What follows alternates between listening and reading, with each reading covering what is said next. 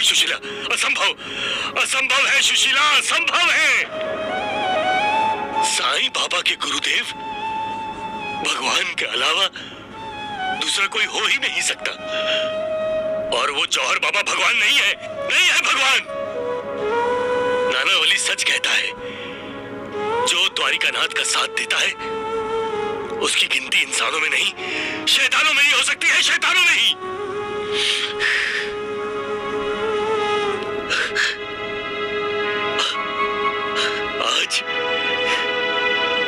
आज हमें ऐसा लग रहा है सुशीला, जैसे हम साईं भक्तों ने अपनी आत्मा खो दी है।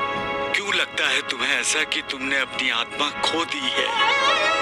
क्यों लगता है तुम्हें कि तुमने अपने आप को खो दिया है? उस मालिक को ढूंढने के लिए कहीं जाने की जरूरत नहीं है। न मंदिर में, न हिमालय में, सिर्फ अपने आप में ढूंढो, अपने अंदर झांको। अरे बुद्धू, मालिक को जानने से पहले अपने आप को जानो। मालिक से परिचय बढ़ाने से पहले अपने आप से परिचित हो जाओ। अपने आप से परिचित नहीं होगे तो दूसरों को अपना परिचय कैसे दोगे? अपने आप को सिर्फ एक शरीर मत समझो। अगर तुम अपने आप को शरीर समझोगे तो अपने उद्धार की सीढ़ियां नहीं चढ़ सकोगे। और उद्धार की सीढ़ियां चढ़ना है तो तुम्हें अपने अंदर जाने की सीढ़ियां उतरनी होंगी। सीढ़ियां उतरो, तभी तुम्हारी भेंट तुम्हारे शरीर में रहने वाले अशरीरी से होगी। कौन है यह अशरीरी? एक दिव्य तेज, एक दिव्य रोशनी जो परमात्मा का अंश है, मालिक का प्रतिनिधि है, हमारे शरीर का चैतन्य है, जिसे हम आत्मा कहते हैं। एक बार आत्मा से परिचित हो गए तो तुम्हें अद्भुत और दिव्य आनंद का स्रोत प्राप्त होगा। तब तुम एक नई दृष्टि से दुनिया को देखोगे और जान जाओगे कि यहाँ कोई दूसरा नहीं है, सभी एक ही हैं, क्योंकि हर किसी में वही आत्मा है जो परमात्मा का तेज है, अंश है, प्रतिनिधि है। ऐसे सवाल फिर मन में उठेंगे ही नहीं, क्योंकि आत्मा का साक्षात्कार होने के बाद तुम जान जाओगे कि कोई तुमसे दूर नहीं गया है, कोई तुम्हें छोड़कर नहीं गया है, हर कोई तुम्हारे पास है, तुम्हारे अंदर ही तो रहता है।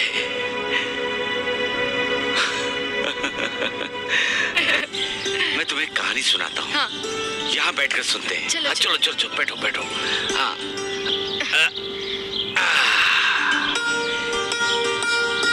किसी गांव का एक राजा था।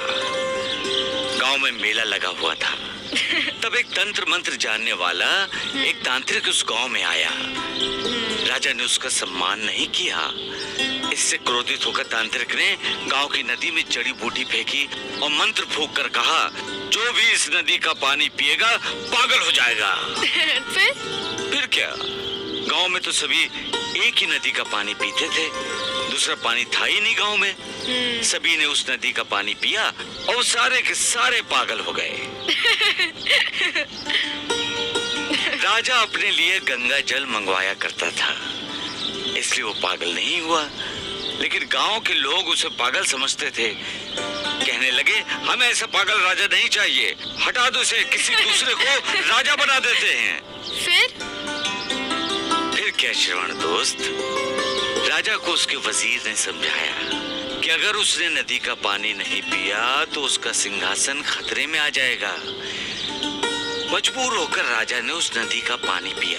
तब प्रजा ने सोचा, अब राजा पागल नहीं है। और जबकि हकीकत ये है कि नदी का पानी पीने के बाद राजा भी पागल हो गया था।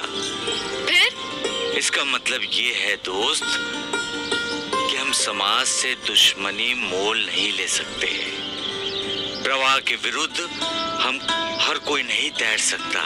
प्रवाह का सामना करने की ताकत जिसके पास है वही प्रवाह के विरुद्ध तैर सकता है, वही किनारे तक तोड़ना है तो चक्रव्यूह के अंदर प्रवेश करना ही होता है श्रवण दोस्त। चक्रव्यूह के बाहर रहकर हम चक्रव्यूह को तोड़ नहीं सकते। उसी तरह प्रश्नों से दूर रहकर हमें प्रश्नों के उत्तर नहीं मिलते।